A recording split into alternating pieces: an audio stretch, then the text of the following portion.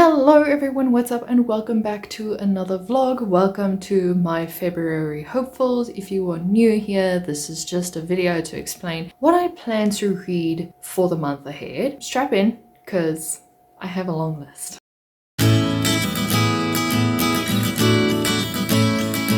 So for those of you who don't know, Donna over at Mom's Book Collection as well as Manda the Bibliophile are hosting the February Readathon, where the plan is to thin out your bookshelves. I mean, I'm double stacking so you can see I really need this Readathon. And I really love themed readathons, so I thought, hey, why not give this one a go? I participated in the Readathon in May last year and I enjoyed it. I picked up books that I really loved and it was all just a good time. This time I'm hoping it is again a fun time for me. I also plan to do a few things in February, you know, just to celebrate Valentine's Day and all of that things. Like a Valentine's Day reading vlog, I just need to figure out which books I want to read for that vlog. It'll be similar to the last one, which did really good on my channel, and it is reading 3 popular books for Valentine's Day. So I hope this year's one is also popular. So I will put down the list of prompts here, or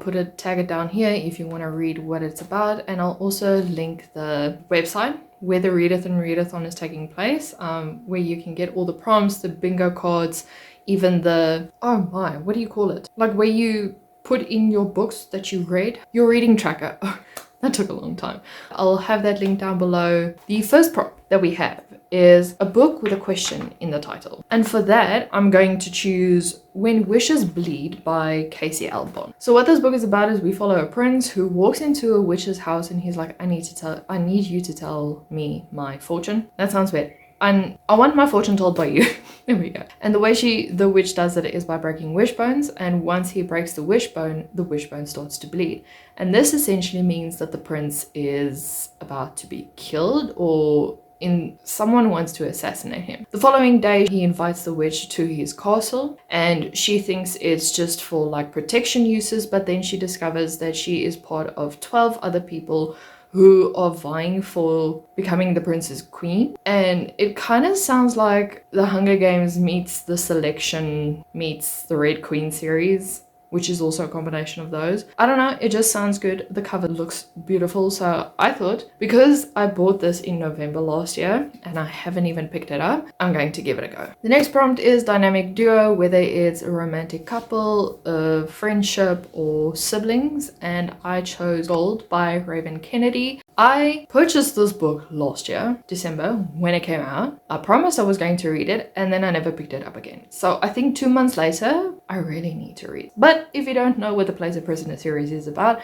is we follow a golden girl named Oren, and she is essentially captured by King Midas to do his bidding. And so she is being used by King Midas in various different ways. I don't want to spoil it because there's like a big reveal at the end of Guild, I think, that just I didn't expect it. So if anyone else expected it, I'm sorry, I'm a bit slow sometimes when it comes to books. I'm there for the vibes, not for the theories. While she is captured by King Midas, he plans to go to another kingdom, but he sends an escort with her 2 days later so that she can come separate because he doesn't want to be seen by her. It's a big question mark. Once they head towards this kingdom, they are attacked and things just escalate from there. And Oren is sent from pillar to post and she is in so much danger, and then she just meets the greatest characters. So yeah, again, don't want to spoil it. If you haven't picked up the series yet, push through with Guild, or don't read Guild at all. Start with the second book in the series, or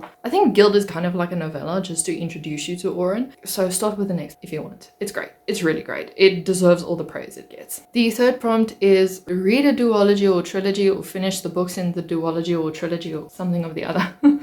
And for that, I chose the Atlas series. I just finished the Atlas Paradox, and so I'm going to jump into the Atlas Complex, which is the last book in what I'm hoping is a trilogy. I think it's a trilogy. But if this book also ends on a cliffhanger, I'm going to scream. What this book is essentially about is we follow 6 characters, magical gifted characters, or Medians, or witches, whatever you want to call them, and they have been sourced to work or to study at the Atlas Society. And come the end of the year, one of these 6 will not make it, so essentially there will only be 5 of them left. And what transpires is a lot of dueling in magic, enemies being made, friends being made. It's complicated, it's dark academia, and it's quite fun to read about. It's the second time I've read this and I'm really enjoying it. The fourth prompt, which I don't really have a book for, I can probably double up, but it is no people on the cover. So if I can double up, I'm maybe gonna go with When Wishes Bleed. So, and if I feel like something else, or if I see something else on Everend,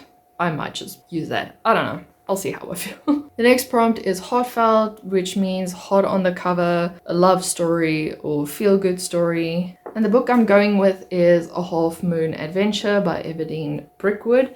And this is an ARC I received from a local publishing company. And it's basically about a girl who lives in Germany, but she's really like doesn't do well with the rules, and her family sends her to a hypnotherapist where she is then transported back into her past until she comes to Istanbul, where she discovers that she fell in love with two guys, and then years later some feelings stir up again when she goes to another place. I'm explaining this very badly because I don't want to remember the synopsis when I'm picking this book up, but it does look good. I don't even know how many pages. It's just under 300 pages, so I'm hoping I can fly through this one and then we can call it a day. The sixth prompt is read a book. Any book, doesn't have to have a theme or anything, and for that I'm going with Vampire Academy, which will be a buddy read with my bestie over on Instagram. And I don't know what this book is about. A 16-year-old goes to an academy and discovers there's vampires. Did I sum that up well? I don't know, but I've heard great things about this, and my bestie says I think the series or the movie is also great, so yeah, we're diving into this one soon. The seventh prompt is a book with positive or happy words. I don't know, maybe I'll go with Happy Place by Emily Henry because I've heard great things about that one and I haven't picked it up yet. I wanted to since last year.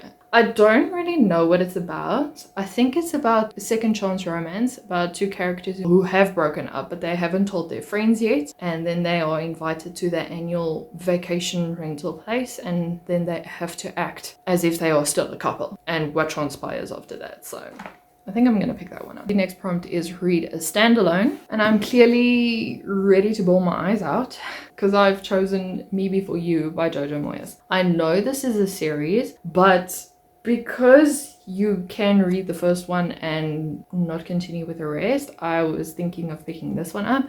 I saw the movie first, didn't know it was a book, and then I realized it was a book and I was like, oh, okay. So I bought the book and I really want to read it. My friend from university also said she bawled her eyes out when she read this. Why am I picking up books that break people's hearts? I don't know. But if you haven't seen the movie or if you haven't read the book yet, this book follows a quite athletic guy who has been paralyzed from the waist down. And then we get a very eccentric, bubbly Lo Clark who decides she wants the job of looking after him. And he tries in every aspect of the way to be this grouchy, grumpy kind of guy that pushes her away. But he doesn't succeed and she fights him and eventually they fall in love. And what transpires after that is just downhill. I hope I'm going to. Otherwise I need tissues or something. The ninth prompt is a book that nobody talks about, and for that I'm gonna go with Guilty Pleasures by Laurel K. Hamilton. And I haven't seen a lot of people talk about this book. I also heard from people at the bookstore that the hype around it died down quite quickly, so which is quite sad, you know.